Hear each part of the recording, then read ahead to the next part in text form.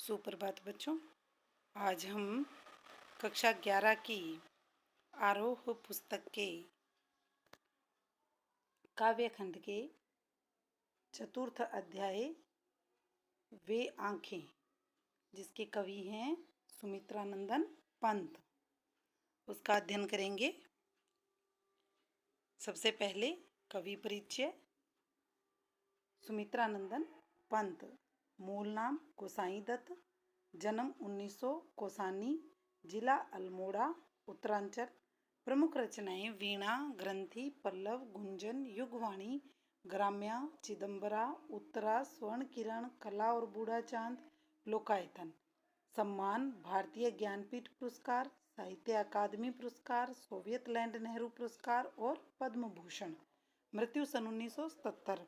छायावाद के महत्वपूर्ण स्तंभ सुमित्रानंदन पंत प्रकृति के चितेरे कवि हैं।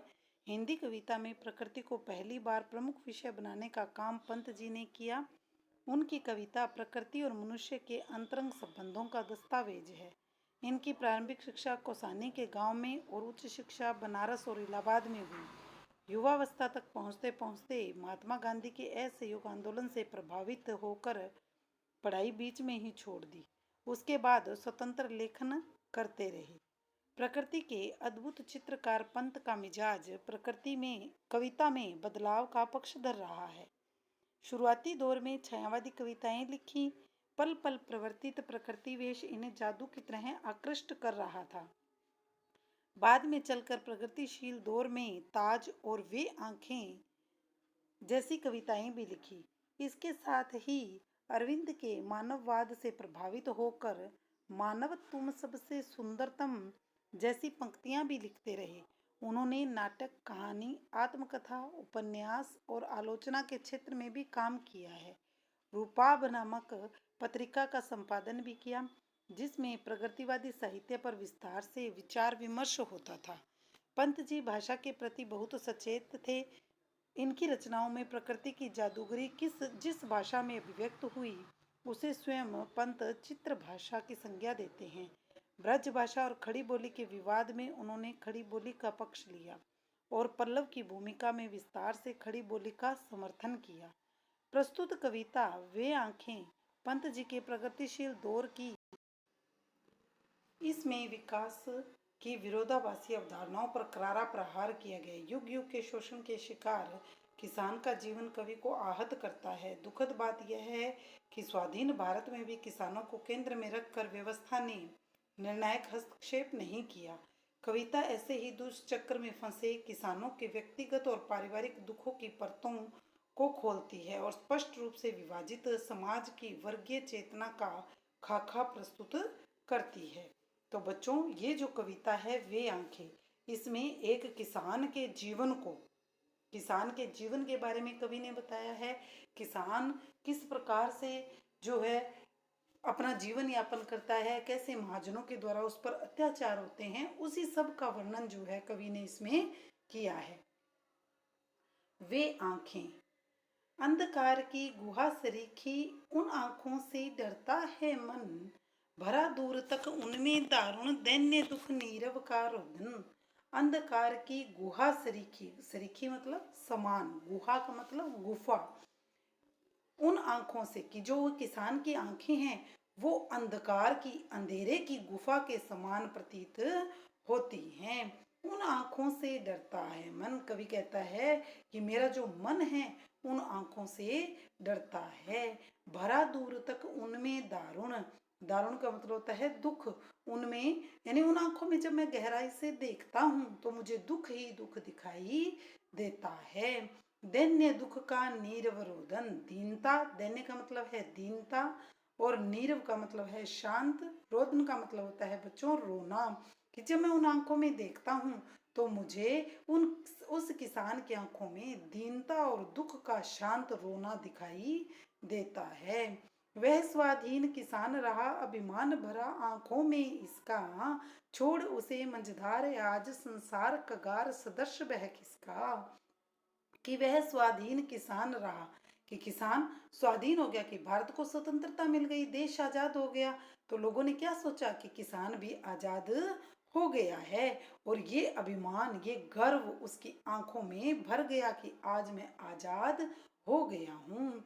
छोड़ उसे मंझधार आज, लेकिन मंझधार का मतलब होता है बीच रास्ते में, कि आज उसे बीच में छोड़कर संसार जो है कगार सदर्श, कगार होता है किनारा, सदर्श यानी समान, खिसका, कि जैसे नदी का किनारा जो होता है वो जैसे जैसे पानी की धार तेज होती कर उसके लगती है तो वो किनारा क्या है उससे दूर होता चला जाता है, वैसे ही संसार के लोग भी जो हैं उस किसान को बीच रास्ते में छोड़कर उस किनारे के समान जो हैं दूर होकर खिसक गए हैं।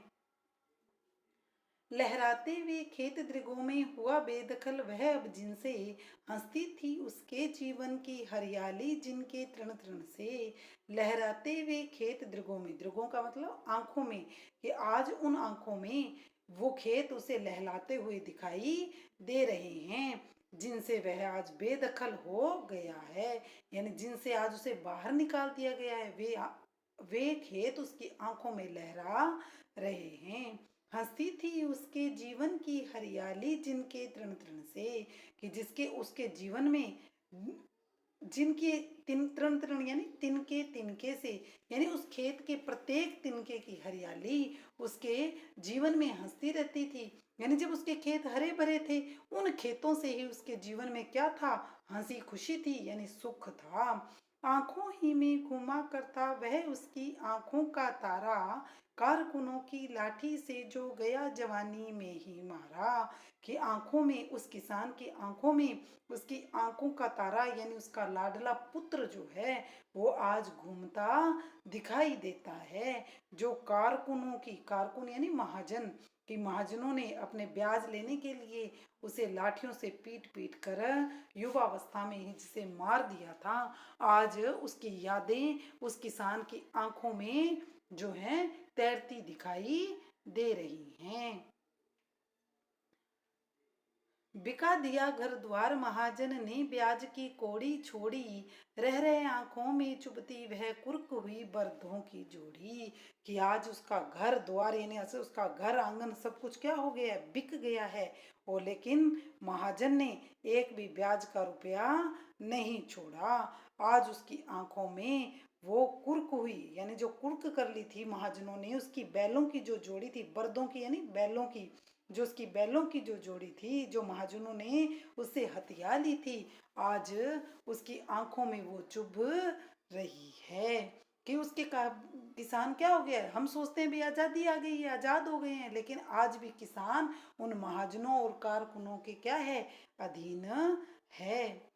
उजरी उसके सिवा किसे कब पास दुहाने आने देती, यह आंखों में नाचा करती उजड़ गई जो सुख की खेती। उजरी, उजरी यानी उसकी गाय का नाम है, कि उजरी जो उसकी गाय थी वो उसके सिवा किसी और को दूध नहीं देती थी। अरे आज उसकी आंखों में वो सब चीजें, यानी उसकी जो सुख की खेती थी, यानी जो उसके सुख का घर परिवार द्वार, जो उसका सुख का वातावरण था, जो आज सब नष्ट हो गया है, वो उसकी आंखों में नाचता हुआ दिखाई दे रहा है। बिना दवा दर्पण के घरनी स्वर्ग चली आंखें आती भर, देख देख बिना दूध मुही बिटिया 2 दिन बाद गई मर। कि बिना दवा दर्पण के घरनी, घरनी यानी पत्नी, कि बिना दवा और इलाज के उसकी जो पत्नी है वो मृत्यु को प्राप्त हो गई। और ये बात सोचकर आज उसकी आंखें भर आती हैं। देख रेख के बिना दूध मुई बिटिया 2 दिन बाद गई मर, और उसकी देख रेख के बिना जो उसकी दूध पीती बेटी थी वो उसकी मृत्यु के 2 दिन बाद ही मर गई। घर में विधवा रही पतोहू लक्ष्मी थी यद्यपि पति घातिन, पकड़ मंगाया कोतवाल ने डूब कुएं में मरी एक दिन। घर में विधवा रही पतोहू, पतोहू यानी उसकी पुत्र वधु, उसकी पुत्र वधु, उसका बेटा मर गया था इसलिए वो क्या हो गई थी, विधवा हो गई थी, कि उसकी पुत्र वधु विधवा पुत्र वधु थी, वो लक्ष्मी थी। यद्यपि फिर भी वो पति घातिन यानी पति को, यानी उसका पति मर गया था, इसलिए जो हमारे एक समाज में महिलाओं पर एक जो लांछन लगाया जाता है उसी के बारे में कवि कह रहा है कि उसको पति घातिन कह दिया था। लेकिन एक दिन उसे कोतवाल ने पकड़ लिया और उसने अपनी इज्जत बचाने के लिए वो कुएं में डूबकर मर गई। खैर पैर की जूती जोरू ने सही एक दूसरी आती, पर जवान लड़के की सुध कर सांप लौटते फटती छाती। खैर औरत क्या होती है? पैर की जूती, यानी औरत को क्या माना जाता है? एक घृणित प्राणी की तरह माना जाता है। ऐसा हमारे समाज की विडंबना है कि एक ने से भी एक मर गई तो दूसरी आ जाती, लेकिन जवान लड़के की याद कर करके वो किसान जो है उसके सांप छाती पर सांप लौटने लग जाते हैं और छाती फटने लग जाती है। तो देखो बच्चों, मुहावरेदार भाषा का प्रयोग कवि ने किया है। पिछले सुख की स्मृति आंखों में क्षण भर एक चमक है लाती, तुरंत शून्य में गढ़ वह चितवन तीखी नोक सदर्श बन जाती। कि जब किसान अपने पिछले सुख की स्मृति यानी यादों को अपनी आंखों में वो उन चीजों को याद करता है तो क्षण भर के लिए एक चमक उसकी आंखों में आ जाती है, लेकिन तुरंत ही शून्य में गढ़ वह चितवन, जब तुरंत ही उसे एहसास होता है कि वो सब मेरी सुख की स्मृतियां थी, आज मैं जिस जगह हूँ वहां मेरा सब कुछ खत्म हो गया है, तो तीखी नोक सदृश बन जाती। तीखी नोक के समान, सदृश यानी समान, तो उसकी जो आंखें हैं वो एक ही स्थान पर स्थिर होकर कैसी बन जाती है? तीखी नोक के समान बन जाती है। तो बच्चों, इस कविता के माध्यम से कवि ने एक किसान की पीड़ा को अभिव्यक्त किया है। धन्यवाद।